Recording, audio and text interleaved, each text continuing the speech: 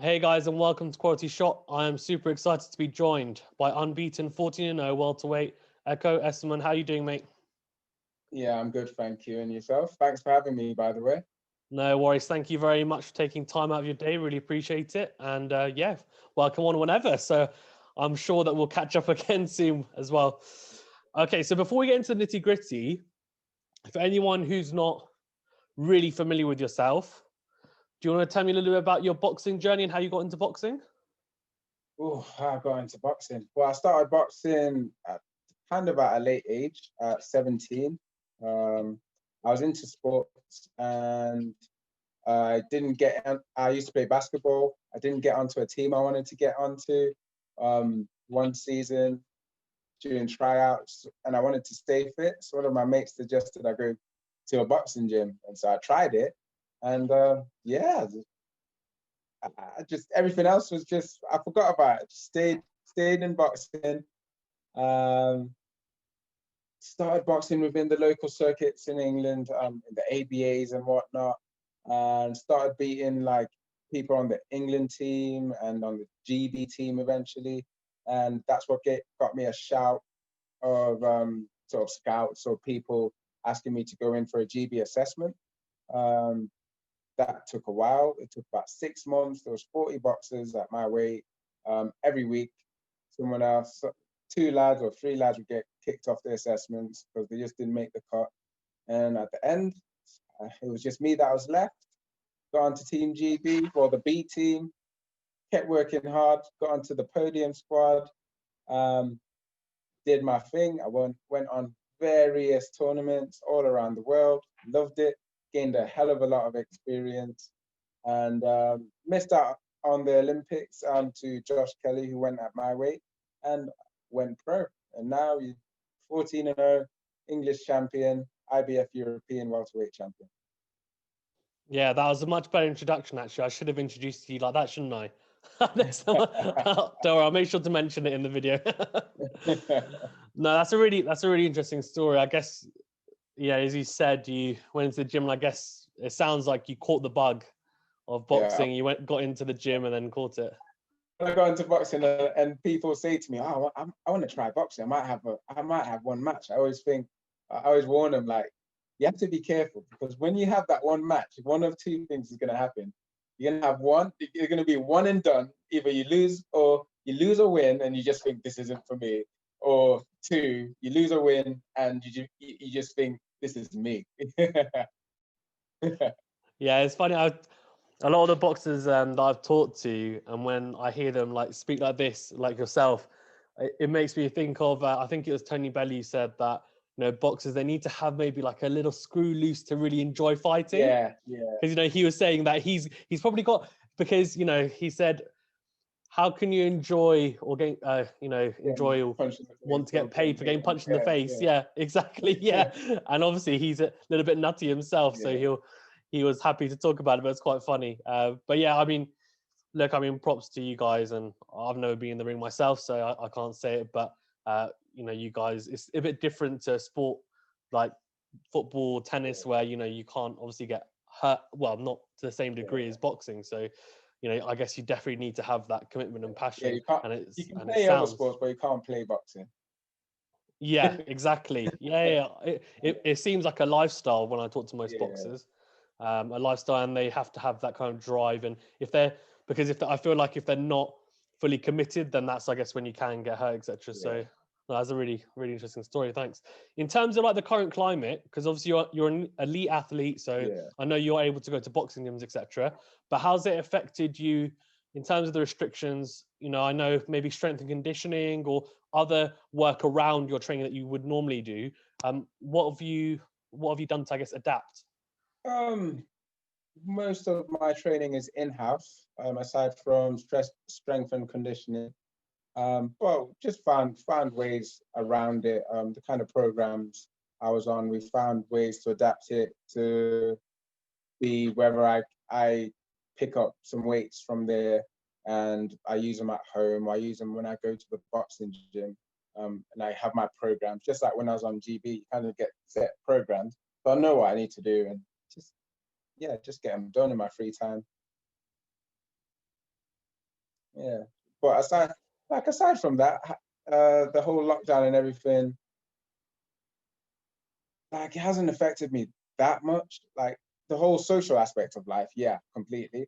But boxing lifestyle wise, no, because in boxing it's kind of, you live a secluded life anyway. You just go to the gym, get back from the gym, you're knackered, so you can't really do much. So you just rest, and then you go back to the gym and do your thing. You get back, and next thing you know, it's 9 o'clock, and you're thinking, I'm knackered, I want to go to sleep.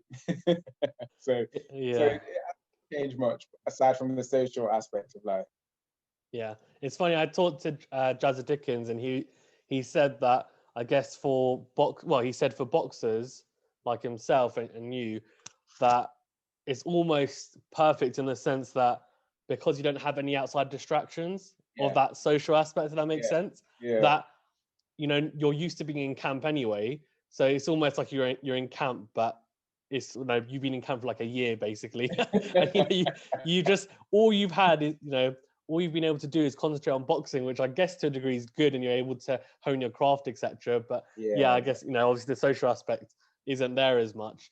So yeah. is there anything like sorry, go on.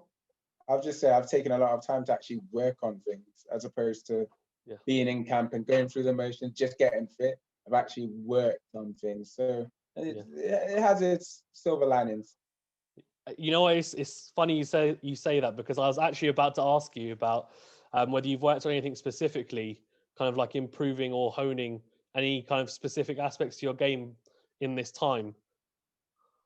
Yeah, I've just been honing in on a lot of stuff. Like, I mean, some days in the gym, my trainer will make me spar and only use my left hand, and then after a while of doing that, you go into a normal spar and you're thinking, oh, this is all right. I haven't even used my right hand yet.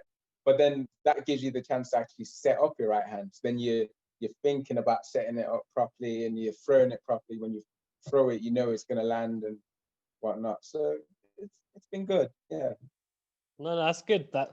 Yeah, I guess sometimes when you just have fights and they're rolling through, you look at your opponents, or you train for that fight, but sometimes I guess you don't have time to sit back, like you said, and actually work on Yeah. specific things you might want to. So I guess it's a good time to do that. What does 2021 look like for you then, in an ideal scenario?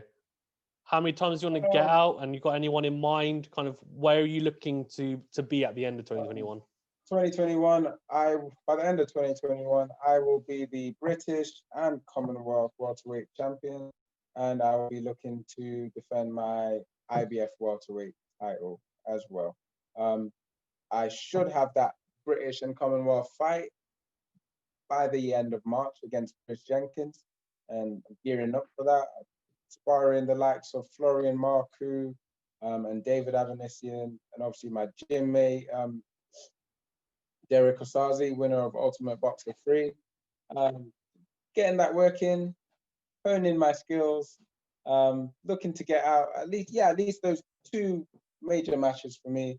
Anything else would just be extra, and all about it. Nice. Well, that's good. You're pretty much answering all the questions I'm going to ask you before I even do. So it's perfect. It's almost like we've got this affinity. So I'm really happy. Because I was going to ask you about, potential fight news, and you've pretty much just told me. So, okay. So Chris Jenkins, you're looking at in March, you're saying, for the British and Commonwealth. Is that correct? Yeah. Okay. Yeah. And, okay, that's really cool. So how is it sparring Florian, Marku and Avanesyan? Because obviously they've both got two fights coming up as well. Two potentially, especially for Avanesyan, it's a big fight against your, former GB teammate in Josh Kelly. What do you think? Well, how do you find the sparring first? Sparring great, really. Avanesyan's a pressure attack boxer, European style. He switch hits and he puts it on you, and that's what I need, and that's what I like in sparring. That element of having to be on it, having to concentrate properly, to box, roll, and use them both at the right times. And Florian Marku, he is a different kind of pressure boxer. He's come from a different background, not just boxing, and you can kind of tell in the way he fights. And the way he sets up some of his combos and shots, he's just trying to get you out of there the whole time. And you have to have a good boxing brain on your head to just work your way around the ring and get your shots off, mixing box and brawl when you have to, and yeah. Okay, no, that's cool. I mean, the as you said, the work you're getting, it sounds like you're getting some really good sparring in. So, you know, Avanesyan being the European champ as well, and I think, to be honest, from what everyone's saying, it seems like Josh Cayley is going into that fight as the underdog, really, considering Avanesyan's form. So that'll be an interesting clash as well. And your division stacked, it really is at welterweight. Not just, you know, we know how big the welterweight scene is worldwide, but even domestically. You've mentioned Josh Kelly and Florian Marku, but there's Conor Benn, Chris Congo, Luther Clay, Ryland Charlton. So, you know, it's stacked, and you're obviously Chris Jenkins as well. So when you and Chris Jenkins get into the ring in March, what's going to happen? Ultimate savagery. Ultimate savagery. Ultimate savagery. That's good. Okay, I'm looking forward to it now. I'm definitely looking forward to it. Ultimate savagery. Okay, I'll just leave it as that. I'll leave it as that. You've done enough there for sure. So you said that at the end of this, you know, you face Chris Jenkins, and you know you become British and Commonwealth champion.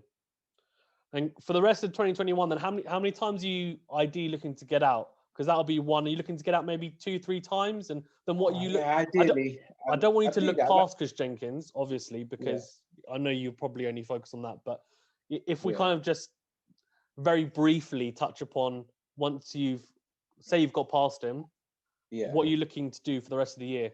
I like to keep active, but ideally I'd want to box 4 or 5 times a year. I wouldn't want to leave too long between matches. I'd probably want to fight every 2 months. So basically, have a match, have 2 weeks out, get back into a 6 to 9 week camp, and then get back on it. Like, there's nothing else to do right now. And I'm used to that anyway. Like when we was at GB, we was just flying here, there, everywhere, boxing all the time. So might as well do it whilst you can. Well, I love to hear that. It's good. It's good.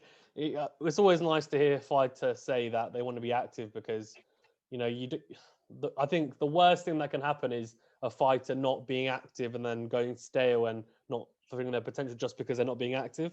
So it's good to see, you know, and hear when people want to do that.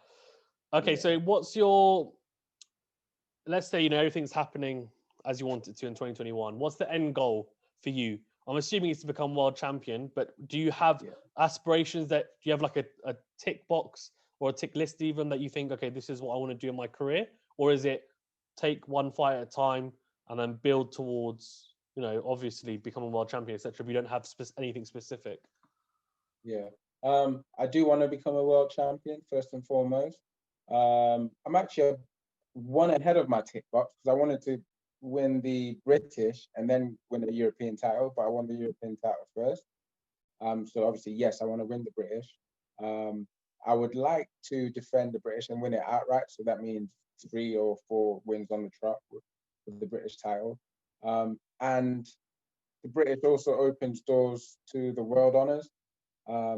So yeah, from there, just take over the world. Nice traditional route. To see, no, obviously, as you said, having to defend the belt 3 times to win outright. So it's nice. It's good though. It's good that sometimes I hear people, and you know, it's not like they're deluded. It's just, I think sometimes you hear people and they're so excited to just move as quickly as possible, like kind of through the levels, and you don't want to. And no, there are examples of people move through too quickly and they've been found wanting because they haven't quite done their like apprenticeship at that level. So no, it's good to hear. In terms of being at 147, so as I said, it's a packed division, and you know there's loads of matchups to be made. But long term, do you see yourself just staying at 147 for the rest of your career, or is there potential to move up to 154, for example? It just depends really on what my body will let me do. I mean, when I first started boxing, I was a light heavyweight. I was fighting at about 70, 78 kilos. And then when I found out this magical thing that they called dieting, I got down to middleweight, which is about 75, and then after a while of that, I was finding myself weighing probably 72 for a middleweight fight, and I was thinking, well, I've got to just go down to 71, which was that kind of welterweight-ish weight in the amateurs at that point in time.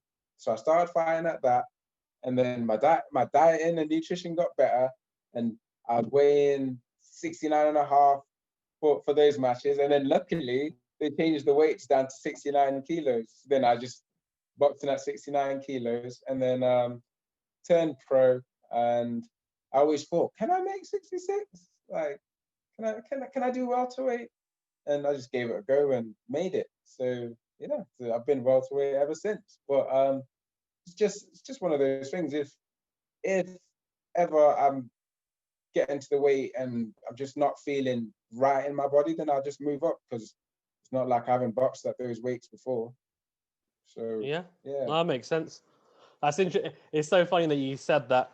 You know, you found this thing called dieting, and then as soon as you sit down with like a dietitian, and they say you can probably just cut this a little bit here and here, and then you're like, I can move down to your weights, really? Like, can that work? And it's funny.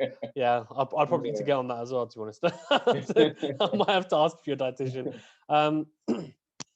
Actually, before we move on, I've just got a couple of questions actually, and then if it's okay with you to wrap up, I want to do some potential fights and get your opinions on them. If that's all right. Okay. But first of all, just to stick with you. So, as you said, you know, you've moved down to 147, etc. And you said you want to become world champion. That's obviously an aspiration of yours. If you had a crystal ball and you could ask for anything, and I said, let's say your ideal venue, an ideal opponent to face before you end your career, what would it be?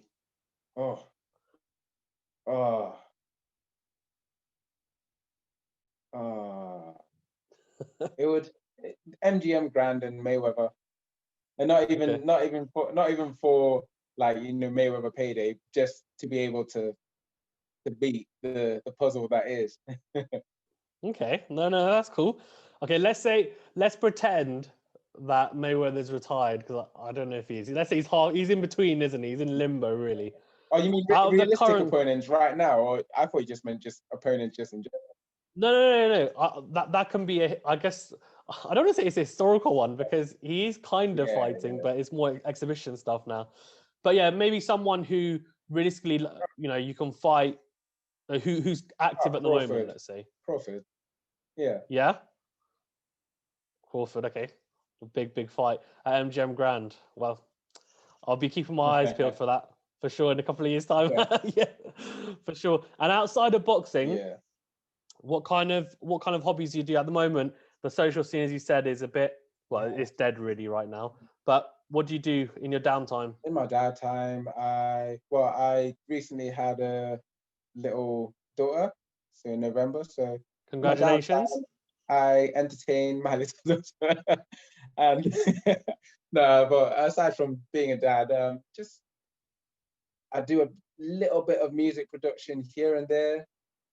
Used to be a web developer, so I'll play around making apps or websites and whatnot, and just banter with my mates and watch random series on Netflix. I mean, there's not all that much to do, entertainment-wise, aside from, you know, go on the long walks. Or actually, over the lockdowns, I've seen so many new different places within my area that are actually like nice and scenic and that. So that's been pretty cool, and it's also like makes way for new running routes as well. So no complaining.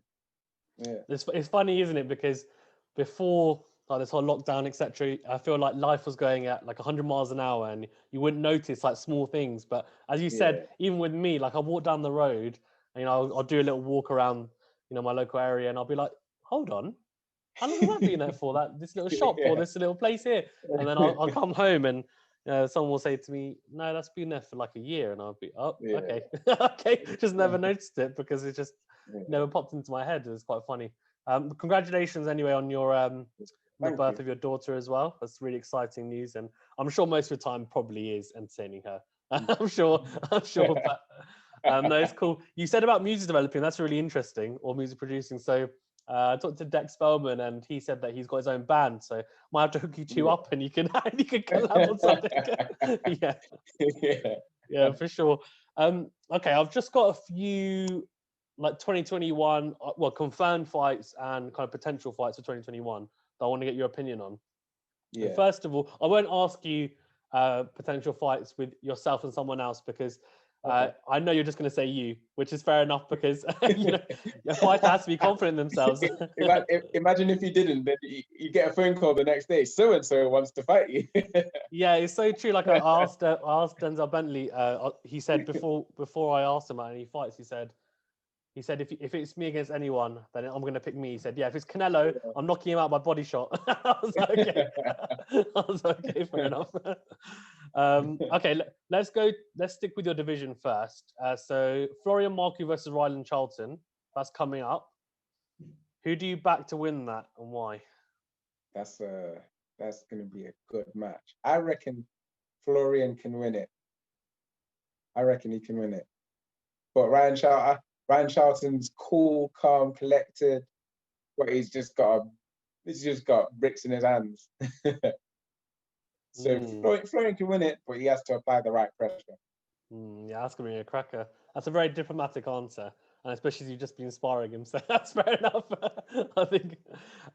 Josh Kelly. So say Josh Kelly comes through the Avanesyan fight, and Conor Benn comes through his fight against Samuel Vargas. Josh Kelly versus Conor Benn.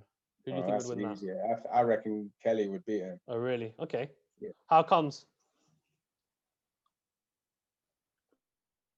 Knowing Kelly's boxing brain during GB and shortly after, and knowing that he would have improved under the tutelage of Adam Booth and the people he's around. Yeah, Kelly. That's fair enough. You're very sure of it, so that's fair enough.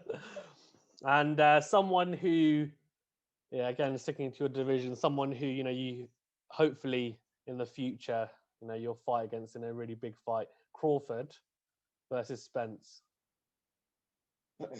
I reckon Crawford would win it. Like Spence, like they're both amazing. Everyone's like hypes about Spence, but for me, Spence does every like little kind of boring technique spectacularly. He'll jab you spectacularly, but heavy-handed, and he is heavy-handed, so he does break a lot of people down, and he gets them out of there. But I reckon Crawford, he's just got too much of a good boxing brain, and he does have power as well to not win it. I reckon. I reckon Crawford. Yeah. Okay, that's fair enough. And then the last one at the welterweights, Virgil Ortiz versus Boots Ennis.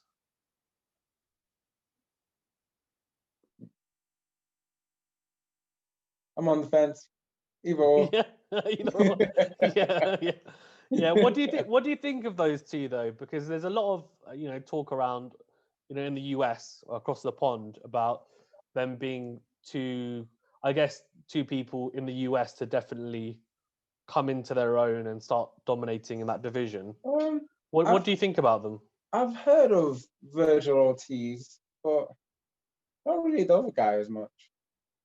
Jaron Ennis. Yeah. Yeah. Right, Jaron Ennis. Sorry. Yeah, Jaron Ennis. It sounded like you said a European name. Sorry. I think in that case, I think Jaron Ennis. Yeah. Yeah. Okay. Nice. I like his style. I like the way. I like his style, and he has a pop in his shots. Yeah. Yeah, he's exciting. They're both three exciting fighters to see. Okay, and then lastly, the big fight in the UK that I think everyone is hoping is going to happen, which everyone's saying, Eddie Hearn, Bob Arum, all saying it's 90%, 95%, whatever percentage you want to put on it. But it's not done anyway yet. AJ versus Fury. Who wins it and why? I think AJ wins it. and everyone will be like, oh my God, did you not see what Fury did to Wilder? But you just think AJ is like way better than Wilder. He's better all around in general. He's a good finisher, and he does set about people. I don't think Fury would be able to bully him the same way he did with Wilder.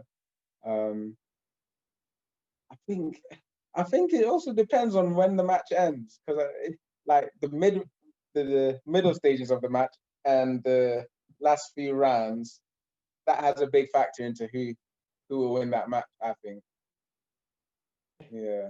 Yeah, it's a really intriguing one because I guess before it was seen as AJ was just a knockout artist and Tyson Fury the master boxer, but they both seem to have picked up a little bit of either or now. So Tyson Fury seems to be able to bang because he's planting his feet, I guess, and he's got that Kronk style, and AJ, I guess, was more fleet-footed against Andy Ruiz. So it seems like they've both got different styles. So it'll be interesting, I think, to see what happens, and hopefully it does. But I don't think the first fight will happen here anyway. It'll happen in the Middle East, but hopefully the second one will happen here in the UK and we can all go and see it. And I probably won't get a ticket, but you might get one.